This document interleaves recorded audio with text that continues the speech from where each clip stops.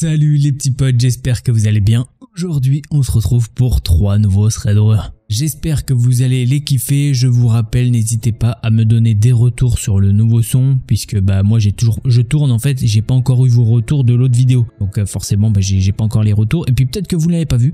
Donc d'ailleurs, je vous invite à aller la voir après cette vidéo. Si vous aimez Disney, vous allez voir que bon, voilà, je dis rien de plus, mais je pense que tu as envie d'aller la voir après. Voilà, je te la mets en description, t'inquiète, t'iras la voir. Déjà, j'ai cette vidéo à vous présenter, donc c'est ce qu'on va faire tout de suite. Allez, je vous prends pas plus de temps, on commence avec les threads d'horreur. Prends la boisson de ton choix et installe-toi confortablement. L'histoire que je vais vous raconter, c'est celle d'une certaine Catherine qui est une fille vivant en Europe du Nord. Elle s'excuse d'avance pour les longues explications puisqu'elle veut vraiment clarifier les détails pour que la situation soit mieux comprise. Elle nous raconte que l'histoire se déroulait en octobre à une époque où elle avait un travail à temps partiel dans un centre de recherche. Elle préfère ne pas entrer dans les détails du lieu exact pour éviter d'être reconnue. Le centre se situait dans une grande ville, mais pas en centre-ville. C'était à environ 30 minutes en bus de chez elle. Le lieu de travail était dans une zone industrielle où seules les personnes qui y travaillaient passaient du temps. Catherine, elle, travaillait dans les 3 équipes, matin, soir et nuit, mais principalement de nuit, car aucun de ses collègues ne souhaitait vraiment ses horaires. De toute façon, elle, c'est un oiseau de nuit,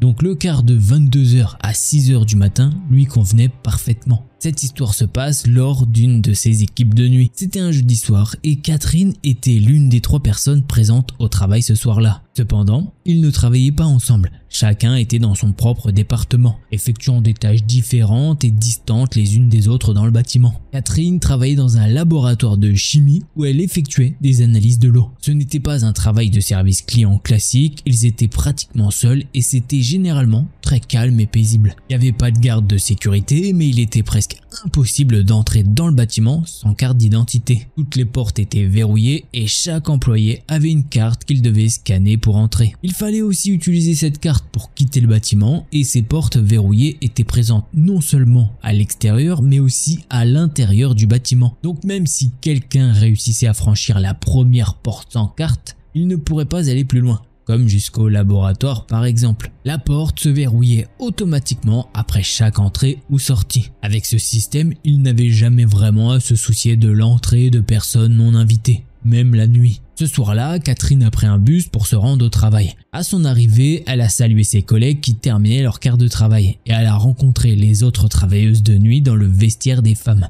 Tout se passe normalement pour Catherine, elle est de bonne humeur, tout comme ses 2 collègues. Lorsque leur quart de travail commence, elles se séparent et se dirigent chacune vers des laboratoires différents. 3 heures s'écoulent et il est maintenant 1h du matin. Catherine décide de prendre sa pause de 20 minutes. Ses 2 collègues avaient déjà pris la leur plus tôt, alors cette fois, elle doit y aller seule. Leur salle de pause est une grande pièce avec quelques tables longues, des chaises, une mini cuisine et des toilettes. Catherine avoue qu'elle n'aime pas vraiment être seule dans cette grande salle à 1h du matin, surtout avec les vieux plafonniers qui vacillent et le bâtiment est presque vide. Dehors c'est sombre et même s'il y a de grandes fenêtres, on ne voit rien à travers, juste l'obscurité. Il y a toujours une ambiance étrange la nuit, mais elle s'y est habituée à force. 5 minutes après le début de sa pause, Catherine décide de sortir fumer une cigarette. Elle enfile une veste, prend ses affaires et utilise sa carte pour ouvrir la porte. À l'arrière du parking, à environ 1 minute à pied de la porte, se trouve un fumoir. Catherine admet qu'à cet âge, elle ne peut pas prétendre ne pas avoir eu peur d'être seule dans un parking vide la nuit. C'est une des seules choses qu'elle n'aime pas dans les quarts de nuit,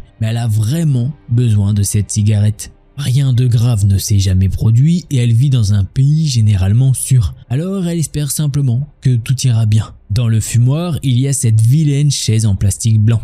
Catherine s'assoit dessus et allume sa cigarette. Depuis cet endroit, elle peut voir clairement l'entrée du bâtiment, éclairée par des lumières vives au-dessus de la porte. D'habitude, elle fixe simplement cette porte sans y prêter attention, car il n'y a pas grand-chose d'intéressant à regarder dans cette zone industrielle, surtout la nuit. Soudain, Catherine remarque une personne qui se dirige vers la porte. C'est un homme, vêtu d'un trench coat et portant un haut de forme, avec une mallette à la main. Elle ne l'a jamais vu auparavant, ni au travail, ni dans les environs. Cet homme se tient immobile devant la porte, sans bouger, face à elle, même si lui est de dos. Même si rien de grave ne s'est encore produit, c'est juste un homme bizarre debout devant la porte. Catherine ressent une peur inexplicable. Elle sait qu'elle doit, d'une manière ou d'une autre, passer devant cet homme pour rentrer à l'intérieur. Il ne sait pas qu'elle est là, il ne l'a pas encore vue. Mais que se passerait-il s'il lui faisait quelque chose lorsqu'elle essaierait de rentrer? Est-il en train d'essayer d'entrer lui-même? Qu'est-ce qu'il veut? Et surtout, qui il est?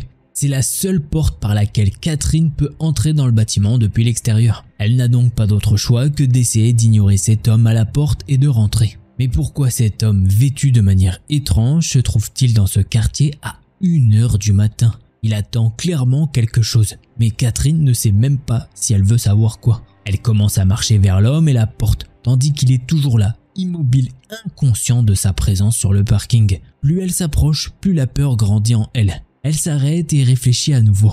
Elle sait que son travail consiste à confronter les personnes indésirables qui essayent d'entrer et à leur expliquer comment contacter le service client. Mais il est 1h du matin. C'est un homme étrange qui est apparu de nulle part. Et elle, c'est une jeune fille, oui, de 18 ans, qui est toute seule. Catherine ressent une intuition étrange. Elle sent qu'elle ne devrait pas se diriger vers cette porte. Elle décide alors d'appeler l'une de ses collègues présentes ce soir-là pour lui demander de la rejoindre à la porte et de lui ouvrir afin qu'elle n'ait pas à affronter cet homme seul. Elle se cache derrière la voiture de sa collègue garée sur le parking pour passer son appel. Derrière cette voiture, Catherine se met dans une position qui lui permet de voir l'homme à travers les vitres car elle veut surveiller s'il bouge ou s'il s'en va. Sa collègue répond au téléphone et alors que Catherine commence à chuchoter et à expliquer la situation, elle voit avec horreur l'homme se retourner pour fixer la voiture derrière laquelle elle se cache. Elle n'est pas certaine qu'il l'ait vu, mais il a sûrement entendu la voix d'une femme parlant derrière la voiture. Ce qui se passe ensuite semble tout droit sorti d'un film d'horreur. Dès que cet homme réalise qu'il y a quelqu'un derrière la voiture,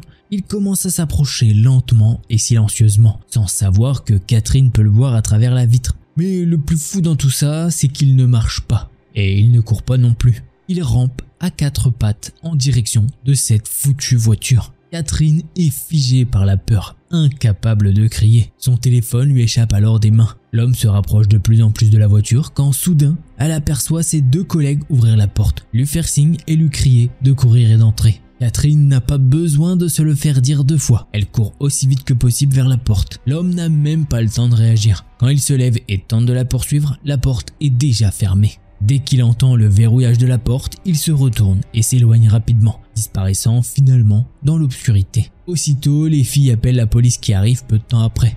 Malheureusement, ils ne trouvent rien, ni personne. Cet homme a disparu aussi vite qu'il était apparu et personne ne l'a jamais revu depuis. Après leur quart de travail, les collègues de Catherine l'accompagnent jusqu'à l'arrêt de bus et restent avec elle jusqu'à l'arrivée du bus, s'assurant qu'elle rentre chez elle en toute sécurité. Catherine restera toujours reconnaissante envers ces 2 femmes qui lui ont ouvert la porte juste à temps, avant que cet homme ne puisse l'attraper. Dieu sait ce qu'il lui aurait fait. Depuis cet incident, Catherine n'a plus jamais travaillé de nuit et elle sait qu'elle ne le fera certainement plus jamais. Alors ce thread d'horreur, il est vraiment très chelou. Pourquoi surtout le gars il veut rentrer dans le bâtiment, déjà il a rien à foutre là, mais bon, soit au passage, on sait jamais, peut-être qu'il a des documents à donner ou pas, on sait pas, mais pourquoi il vient, il rampe, genre c'est quoi ce délire? C'est pas il marche ou il court, déjà c'est flippant, mais le fait qu'il rampe, tu te dis mais t'es une araignée mec, t'es quoi, tu te prends pour qui? Il a un trench coat en plus, du coup on pourrait croire à un autre thread d'horreur, mais c'est pas ce genre de thread d'horreur, donc très très chelou. Moi je l'ai kiffé ce thread, vraiment je l'ai adoré, je sais pas ce que toi t'en as pensé, tu me le dis. Et bah justement, on va passer au prochain thread d'horreur.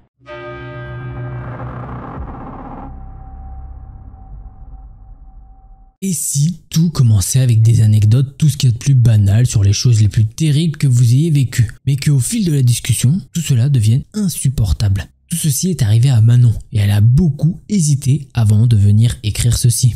Pour le contexte, elle vit au Moyen-Orient car sa mère s'est mariée ici quand elle avait 9 ans, mais elle est originaire d'Europe. Manon est technicienne en ongles et directrice d'un salon de manucure où cet incident s'est produit et où elle y travaille encore actuellement. À l'époque, il y avait aussi une autre fille qui y travaillait et elles ont construit une petite amitié. Ce jour-là, il n'y avait pas beaucoup de monde, il pleuvait beaucoup et il y avait une sorte de brouillard. Donc il n'y avait aucun rendez-vous pour la journée. Alors comme il n'y avait pas grand chose à faire, la fille et elle se sont assises dans une pièce au fond du magasin où il n'y avait rien. Elle était assise là avec quelques collations et elle parlait de toutes sortes de choses. Elles ont commencé une discussion sur le paranormal. Une fois que son amie a fini de partager avec elle ses histoires folles et effrayantes, Manon lui parle alors de ses paralysies du sommeil qui sont apparues il y a quelques années. Elle lui raconte qu'une nuit, elle avait du mal à dormir. Mais quand elle a enfin eu l'impression de s'endormir, elle a entendu quelque chose très près de son oreille. Quelque chose qui murmurait son nom. Elle a immédiatement ouvert les yeux, elle a regardé tout autour d'elle et elle a remarqué qu'elle ne pouvait pas bouger. Elle ne pouvait à peine respirer et elle sentait un poids énorme sur sa poitrine. À ce moment-là, Manon est terrifiée. Elle a regardé autour d'elle et au bord de son lit se trouve une petite fille. Elle est vêtue d'une chemise de nuit à de longs cheveux noirs couvrant presque tout son visage. Son cœur commençait à battre à tout rompre de peur et elle a essayé de détourner le regard. Sauf qu'en le faisant, elle a pu voir qu'il y avait également une vieille dame, également vêtue d'une chemise de nuit, qui l'a regardée de l'autre côté du lit. Dans la chambre, c'était le silence complet. Elle ne pouvait entendre que son cœur battre. Elle ne pouvait émettre aucun son. Soudain, une autre entité est apparue. Elle ne sait pas si elle doit vraiment appeler le mot entité, mais bon, on va l'appeler comme ça. En gros, c'était un vieil homme avec un chapeau noir et des vêtements noirs, et il se rapprochait du visage de Manon depuis le plafond. L'homme flottait et la regardait droit dans les yeux. Elle ne pouvait même pas décrire la peur qu'elle a ressentie ce jour-là. C'est quelque chose qui ne lui est jamais arrivé, et elle espère que cela ne se reproduira plus jamais. C'était il y a si longtemps que la façon dont ils ont disparu de sa chambre est assez vague. Mais elle a réussi à se réveiller dans un état stoïque et elle est allée directement dans la chambre de ses parents. Elle a réveillé sa mère et lui a raconté tout ce qu'elle a vu. Sa mère était choquée et lui a dit que c'était sûrement un rêve, tout ça pour la calmer. Après ça, elle s'est assise avec elle pendant un moment jusqu'à qu'elle arrive de nouveau à dormir. À partir de ce moment-là, elle n'a plus fait de paralysie, même si elle doit nous admettre qu'elle avait très peur tous les soirs que cela se reproduise. Quoi qu'il en soit, c'était l'histoire qu'elle a racontée à sa collègue qui la terrifie maintenant. Et pour le contexte, l'histoire qu'elle s'apprête à nous raconter est complètement différente. Elle doit nous préciser que tous les jours où il n'y avait pas vraiment de travail ou très peu de clients, elle fermait généralement la porte à clé. Mais cette fois-ci, elles ne l'ont pas fait. Manon suppose que c'était un oubli de leur part. L'atmosphère était devenue très effrayante à cause de toutes ces discussions. Quand soudain, elles entendent quelqu'un rentrer par la porte principale. Elles se sont regardées, perplexes, sachant qu'elles n'attendaient pas de clients. Manon commence à vérifier pendant que la fille se levait et faisait quelques pas derrière elle, mais pas trop près d'elle. Elle se souvient très bien d'avoir vu ce grand homme avec une jambe manquante tenant une canne. Ses yeux étaient si bleus et son regard si effrayant qu'elle pouvait sentir ses cheveux sur son crâne se dresser. D'une voix tremblante, elle lui demande « Y a quelque chose que je puisse faire pour vous aider ?» L'homme lui a alors lancé un regard mortel quand soudain, il a commencé à bouger sa bouche au ralenti. Mais il n'y avait absolument aucun son qui en sortait. Manon a alors tourné son visage vers sa collègue qui était derrière elle et elle essayait de lui dire qu'elle était peut-être en danger. Mais elle n'a pas pu prononcer un seul mot. Elle pouvait voir que sur son visage, il y avait une horrible peur. L'homme n'arrêtait pas de les regarder et il bougeait ses lèvres sans un mot. C'est à ce moment-là qu'elle a couru dans la pièce du fond avec sa collègue et elles ont verrouillé la porte derrière elle. Son ami lui demande frénétiquement qui c'était et qu'est-ce qui s'était passé. Et Manon lui a dit d'appeler la police immédiatement. Tout ça pour leur dire qu'il y avait un homme avec une jambe en moins qui est rentré dans le magasin et qu'il était super chelou. Les mains de la collègue tremblaient pendant qu'elle attrapait son téléphone et elle de son côté a appelé son patron qui se trouvait à l'étranger. Après ça, Manon a directement appelé son petit ami qui heureusement travaillait dans le même quartier qu'elle. Son petit ami l'a rassurée et lui a dit qu'il allait venir. Et il lui a demandé si elles avaient déjà appelé les policiers. Et bien évidemment, chose que je ne vous ai pas encore dit, mais pendant ce temps-là, l'homme continuait de rôder dans le magasin. Il venait derrière la porte. Elle pouvait clairement entendre sa canne pendant que sa collègue expliquait encore à voix basse ce qui se passait avec la police. Elles étaient toutes les deux en pleurs et tremblantes de peur. Mais ensuite, il y a eu un silence complet, ce qui était encore plus terrifiant. Quelques instants plus tard, son petit ami est entré et lui a dit d'ouvrir la porte arrière et que personne n'était dans le magasin. Elles sont sorties de là et l'ont serré dans leurs bras. Peu de temps après, 3 policiers sont arrivés et lui ont demandé des détails. Une fois que son petit ami a vu les images de caméra de surveillance, il lui a dit qu'il avait déjà vu cet homme et qu'en fait, il mendiait dans le coin. Ensuite, les policiers lui ont demandé pourquoi elles ont eu si peur de lui. Les policiers leur ont également dit qu'il manquait une jambe à cet homme. Du coup, qu'est-ce qui aurait pu leur faire peur? La personne qui nous raconte ce thread d'horreur nous dit qu'il n'y a aucun moyen de le décrire. Mais à ce moment-là, le regard de cet homme et le mouvement de sa bouche semblaient sortir comme d'un film d'horreur. Tout s'est terminé par un conseil des agents de police de leur dire de toujours verrouiller la porte. Alors elles ont essayé d'expliquer que d'habitude elles le faisaient, mais que bizarrement, pas cette fois-là. Les policiers sont partis et son copain est resté un moment en la rassurant qu'il n'y avait pas de quoi s'inquiéter.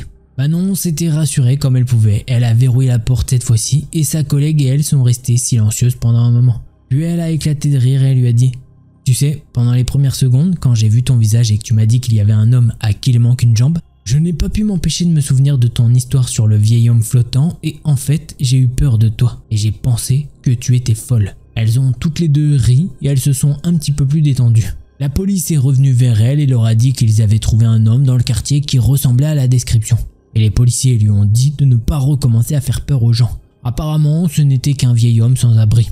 Et même si elle comprend cela, elle peut nous gérer qu'à ce moment-là, quand elle a croisé son regard, c'était le plus effrayant qu'elle ait croisé de toute sa vie. Ses yeux bleus vifs qui la regardaient avec ses lèvres qui bougeaient au ralenti, mais il n'y avait aucun son qui sortait de sa bouche, c'était terrifiant. C'est quelque chose qu'elle n'oubliera jamais.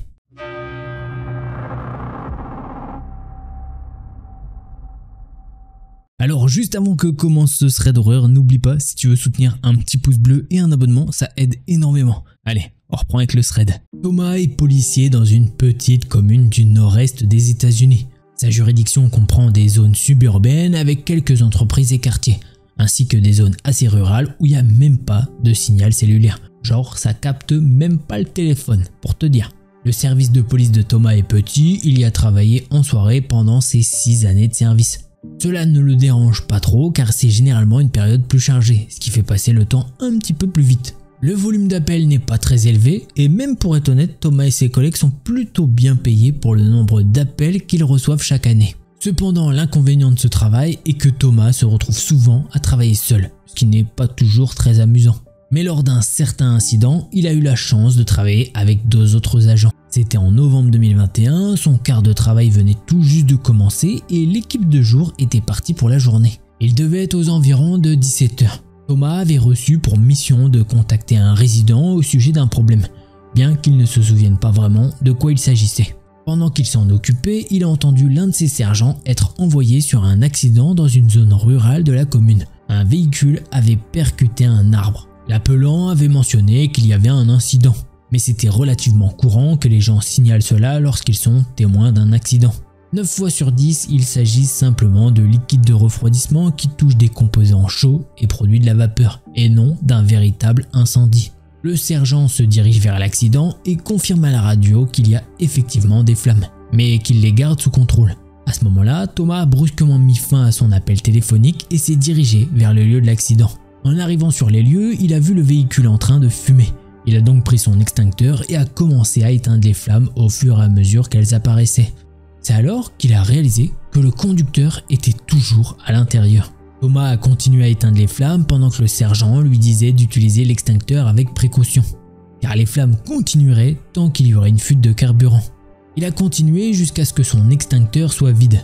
Pendant ce temps, un autre sergent est arrivé sur les lieux et a également tenté de maîtriser les flammes. Alors que l'extincteur du second sergent se vidait, un bon samaritain qui essayait d'aider a crié depuis la fenêtre du conducteur qu'il pensait pouvoir sortir le conducteur avec de l'aide. Thomas et l'un des sergents sont allés prêter main forte. La porte était verrouillée et à cause de l'incendie ou de l'accident, les systèmes électroniques étaient hors service, ce qui les empêchait de la déverrouiller. Le conducteur était trop grand pour qu'ils puissent essayer de le sortir par la fenêtre. Ils ont donc commencé à essayer de retirer la porte ou au moins de l'ouvrir. Le conducteur était encore conscient mais un petit peu étourdi. Thomas tirait aussi fort que possible et la porte se pliait autour de la serrure près de la poignée. Il a vu des flammes commencer à surgir du plancher, juste au pied du conducteur. Ils ont continué de tirer de toute leur force pour ouvrir la porte, mais les flammes ont fini par envahir l'intérieur de l'habitacle. Thomas croit avoir vu le sergent à côté de lui saisir la main du conducteur pour lui faire savoir qu'il n'était pas seul. Il n'avait jamais ressenti un feu aussi intense. Thomas fait ses dernières tentatives vaines pour ouvrir la porte du véhicule, mais la température du métal devient trop élevée pour qu'il puisse encore le toucher. Il ne s'est jamais senti aussi impuissant. Un sentiment horrible l'envahit alors que les flammes atteignent plus de 6 mètres de haut, renforçant cette sensation de désespoir. Au loin, Thomas et ses collègues entendent les pompiers approcher, mais chaque seconde semble une éternité. Ils sont là, à regarder l'incendie, sachant que quelqu'un se trouve à l'intérieur, probablement encore en vie, et ils ne peuvent rien faire pour l'aider. En réalité, moins d'1 minute s'écoule entre le moment où le véhicule est complètement englouti et l'arrivée des pompiers qui éteignent rapidement l'incendie. Les ambulanciers se mettent ensuite au travail avec les pompiers pour extraire le conducteur. Thomas ressent un mélange d'horreur et d'exaltation lorsqu'il entend un ambulancier dire « J'ai un pouls », horrifié à l'idée que quelqu'un ait pu vivre cette situation, mais en même temps soulagé de savoir qu'il pourrait survivre. Un avion MEDEVAC est appelé et atterrit à proximité des lieux. Cependant, lorsque le conducteur est finalement extrait, il est transporté dans une ambulance et l'hélicoptère est renvoyé. Thomas comprend que ce n'est probablement pas bon signe. Cela signifie que les chances de survie du conducteur sont faibles, voire nulles, et qu'il l'emmène simplement à l'hôpital de traumatologie locale. Pendant que les secours se préparent pour le transport, Thomas discute avec un pompier qui a participé à l'extraction. Ce dernier lui explique que même s'ils avaient réussi à ouvrir la porte, ils n'auraient pas pu sortir le conducteur. Le tableau de bord avait été projeté contre lui lors de l'impact, le piégeant à l'intérieur. Les pompiers ont dû utiliser une clé hydraulique pour repousser le tableau de bord et libérer la victime. Cette information soulage légèrement Thomas qui se sent un petit peu moins coupable. Malheureusement, ses craintes se confirment. Le conducteur succombe à ses brûlures environ 30 minutes après son arrivée à l'hôpital. Cet incident laisse une cicatrice profonde chez Thomas, une cicatrice qui ne disparaîtra peut-être jamais complètement. Bien qu'il ait consulté de nombreux thérapeutes pour faire face à d'autres événements traumatisants dans son travail, cet épisode le hante encore. L'une de ses pensées récurrentes est qu'il aurait peut-être dû économiser son extincteur un petit peu plus longtemps. Cela aurait pu leur donner le temps nécessaire pour intervenir. Peut-être y avait-il un autre accès au véhicule auquel il n'a pas pensé. Et maintenant, quelqu'un est mort à cause de cet oubli. Ses pensées coupables l'ont tourmenté pendant des années. En 2023, Thomas travaille souvent seul, une situation devenue courante en raison du manque de personnel. Il reçoit un appel pour un incident de véhicule sur l'une des autoroutes de la commune. Le répartiteur ne sait pas s'il y a quelqu'un à l'intérieur du véhicule. L'autoroute, divisée en une section nord et une section sud, est séparée par un câblage métallique, ce qui empêche de traverser directement. Thomas doit donc faire un détour par la prochaine sortie pour revenir dans l'autre direction. En passant devant le véhicule, il voit qu'il est presque entièrement en flammes. Il espère et prie pour qu'il soit vide. En arrivant sur les lieux, il ne voit personne à l'intérieur. Mais cela ne signifie pas forcément que le véhicule est vide. Il se précipite vers l'incendie, mais avant d'atteindre le véhicule, il entend quelqu'un crier « Officier, le chauffeur est ici !» Une énorme vague de soulagement envahit Thomas. Il court vers le chauffeur, une femme hispanique plus âgée qui parle très peu anglais. Heureusement, il s'avère que personne n'était dans le véhicule et que la femme va bien. Les pompiers arrivent et éteignent l'incendie. Le véhicule est complètement calciné, ne laissant qu'une carcasse. Entre-temps, la fille de la conductrice qui parle anglais arrive sur les lieux. Après l'extinction du feu, elle traduit pour sa mère qui demande à Thomas s'il peut récupérer sa Bible dans le véhicule. Thomas accepte de regarder, mais lorsqu'il s'approche du véhicule, tout est brûlé et trempé. Il retourne voir la conductrice et lui explique qu'il n'y a aucune chance que quelque chose ait survécu à l'intérieur. La femme est bouleversée mais pas surprise. Un moment plus tard, Thomas réalise qu'il n'a pas vraiment fouillé en profondeur le véhicule. Il a simplement voulu s'en éloigner à cause des souvenirs que cela lui a ravivés de novembre 2021. Il se force à retourner vers le véhicule, à grimper dedans et à fouiller. Il déteste l'odeur du plastique et du caoutchouc brûlé, ainsi que la sensation du métal et du tissu carbonisé. Tout cela déclenche en lui des souvenirs difficiles. Mais en fouillant, il tombe sur un sac à main carbonisé posé sur la banquette arrière. Il l'ouvre et à l'intérieur se trouve une Bible reliée en cuir, totalement intacte, ni brûlée ni mouillée, parfaitement préservée. Thomas rend la Bible à la conductrice qui est bien sûr ravie. Thomas est un catholique pratiquant et bien qu'il soit peut-être un peu partial, il ne peut s'empêcher de penser que la découverte de cette Bible intacte est la façon dont Dieu lui dit que tout ira bien et qu'il peut avancer. Alors oui, ça fait un petit peu moins thread d'horreur que certains trucs, des histoires en forêt, le mec qui vient un coup de couteau, bam bam bam. Tu vois ce que je veux dire? Mais on est sur du réel, une expérience traumatisante vécue par cet homme qui au final se dit que... Ah tu vois, il y a quand même un espoir au bout de tout ça. C'est pour ça que je l'ai prise. L'histoire c'est, tu vois, il y a un message d'espoir. Après à la religion, comme je le dis, là on parle d'une Bible, je n'incite personne à croire à ce que vous voulez, vous faites ce que vous voulez, voilà, il n'y a pas de... Vous faites ce que vous voulez. Je sais pas comment le dire, mais bref, il n'y a pas d'apologie d'une certaine religion ou pas, ou de pas y croire, faites ce que vous voulez. Voilà les petits potes, j'espère que vous avez aimé ces threads d'horreur. Si c'est le cas, vous connaissez un petit pouce bleu et un abonnement. Et si jamais vous en voulez plus, je vous invite à cliquer sur l'une de ces deux vidéos là. Allez, c'était Delcor, en attendant la prochaine vidéo, portez-vous bien, tous les petits potes.